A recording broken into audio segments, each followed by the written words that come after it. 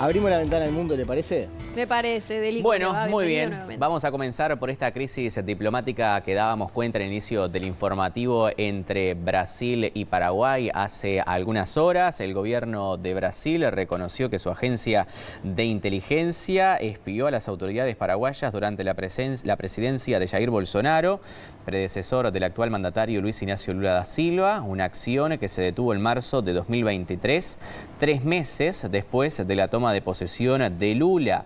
El comunicado de la Cancillería brasileña se produjo horas después de que un portal noticioso publicara un informe en el que acusa al gobierno de Lula de espiar a Paraguay.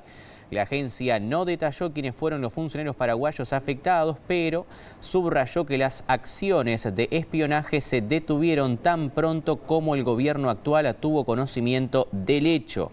El gobierno de Lula niega categóricamente cualquier participación en las labores de inteligencia que se dieron a conocer este día en contra de Paraguay, un país miembro del bloque comercial Mercosur, con el que Brasil mantiene relaciones históricas y una estrecha asociación, destacó el Ministerio de Relaciones Exteriores de Brasil. En tanto, Paraguay convocó hoy al embajador de Brasil en Asunción, José Antonio Marcondes de Carvalho, después de conocerse esta operación de espionaje organizada desde ese país contra los paraguayos. En una conferencia de prensa, el canciller de Paraguay, Rubén Ramírez, indicó que se pedirá al diplomático explicaciones detalladas sobre el operativo organizado por la agencia de inteligencia. Esta es una violación del derecho internacional, la inmiscuición en asuntos internos por parte de un país en otro, sentenció el titular de Exteriores paraguayos.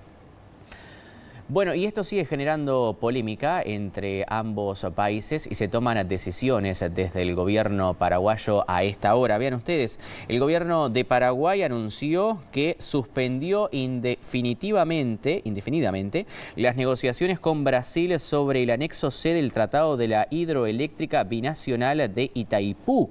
El canciller paraguayo reveló en una conferencia de prensa que todas las negociaciones relacionadas con este anexo permanecen serán suspendidas hasta tanto Brasil brinde las aclaraciones correspondientes a satisfacción del gobierno de la República de Paraguay. Cambiamos de información ahora, nos vamos hacia Europa. Tras la inhabilitación acusada de malversación de fondos públicos, la líder de la ultraderecha, Marine Le Pen, acusó a la justicia francesa de lanzar una bomba nuclear. El dirigente de la extrema derecha asegura que no permitirán que a los franceses les roben las elecciones presidenciales y su partido convoca movilizaciones para el fin de semana.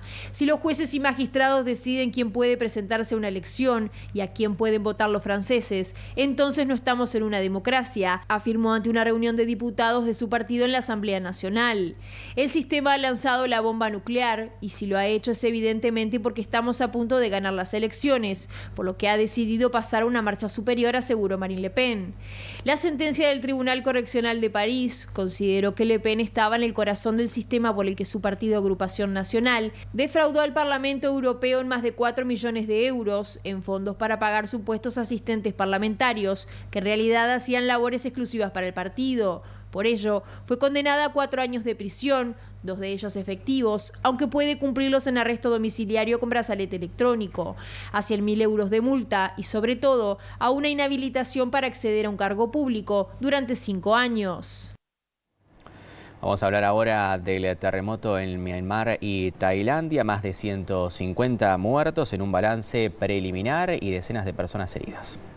Según las autoridades, 4.521 resultaron heridas y aún buscan a 441 desaparecidos, mientras que el número de muertos podría superar los 3.000. Los grupos de ayuda continúan llegando a las zonas más afectadas del país y desde allí informan que existe una necesidad urgente de refugio, alimentos y agua. De la misma forma lo ha reiterado la Oficina de Coordinación de Asuntos Humanitarios de las Naciones Unidas, quien aseguró que el margen de tiempo para la búsqueda es crítica y el rescate se está estrechando. Escasean los refugios, el agua potable y los medicamentos. Los habitantes de las zonas afectadas han pasado la noche a la intemperie porque no hay electricidad ni agua corriente. Los habitantes de las zonas afectadas han pasado la noche a la intemperie porque no hay electricidad ni agua corriente. Múltiples agencias de la ONU han dado la voz de alarma por la escasez de agua potable y temen que se propague el cólera. Las tuberías de agua y las fosas sépticas se han roto, declaró una representante adjunta de UNICEF. La Organización Mundial de la Salud aseguró que los hospitales estaban desbordados y que se estaban agotando los suministros médicos y que hay escasez de agua corriente y combustible. La Agencia de la ONU para los Refugiados, ACNUR, ha calificado la situación de crisis humanitaria de primer nivel y está movilizando reservas como láminas de plástico, material para dormir y mosquiteras. Bueno, hasta aquí el repaso de lo más destacado a nivel internacional a esta hora, ¿eh? Le agradecemos. Gracias, No, Deli. a ustedes, que pasen muy bien. Prepárese para mañana, que va a ser un día complicado. Mañana Ya va a se ser lo un digo. día complicado. Sí. Mañana va a ser un día... Vamos a tener que dedicarle mucho al segmento internacional. Mucho al segmento internacional. Estoy pensando en el partido de última hora por copas internacionales. ¿Qué? A las 11 de la noche. Ah, sí. Tengo otros menesteres, así que... ¿Tiene otros menesteres? Tengo otros menesteres. ¿Mañana? Mañana. Muy bien. Qué bien. Seguimos informando en BTV Noticias. Les comentamos que el Ministerio de Relaciones Exteriores instó a restablecer de manera inmediata el alto al fuego en Gaza luego de la ruptura de la tregua por parte de Israel.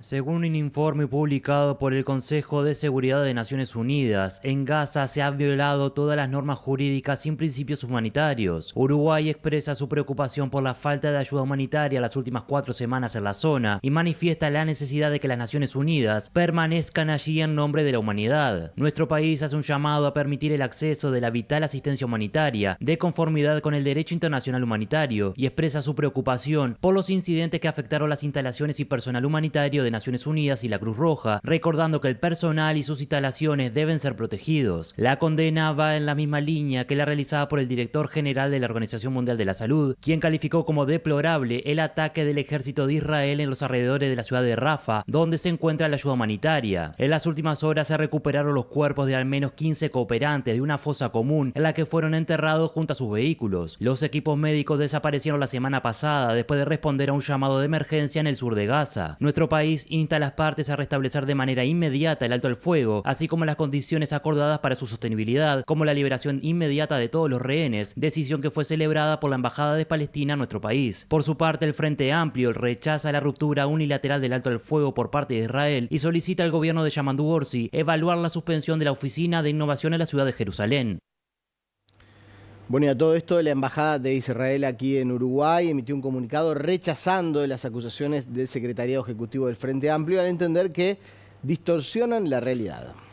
En las últimas horas, el Secretariado Ejecutivo del Frente Amplio emitió un comunicado rechazando la ruptura unilateral del alto al fuego en la Franja de Gaza por parte del gobierno de Israel. Indican que esta nueva desproporcionada ofensiva militar se suma al inhumano bloqueo al ingreso de la ayuda humanitaria desde el principio del mes de marzo. En estos días son más de 800 las personas muertas, las cuales en su enorme mayoría son mujeres y menores de edad. Tras estas aseveraciones, la Embajada de Israel en Uruguay expresó en un comunicado su profunda preocupación por la creciente tergiversación de hechos que no refleja la realidad. Acusan a la fuerza de izquierda de repetir falsas cifras y eslóganes contribuyentes a establecer una percepción distorsionada de la situación. Entienden que la influencia de la propaganda terrorista omite la naturaleza de esta guerra y acusa exclusivamente a Hamas de la situación que se vive hoy en la Franja de Gaza. Recuerdan que el grupo terrorista mantiene secuestrados al día de hoy a 59 ciudadanos israelíes en condiciones inhumanas y que el mismo ha rechazado de manera sistemática las reiteradas propuestas para extender el alto al fuego. La embajada culmina el comunicado asegurando que su país seguirá defendiendo su derecho a preservar la seguridad de su ciudadanía, con estricto apego al derecho internacional humanitario.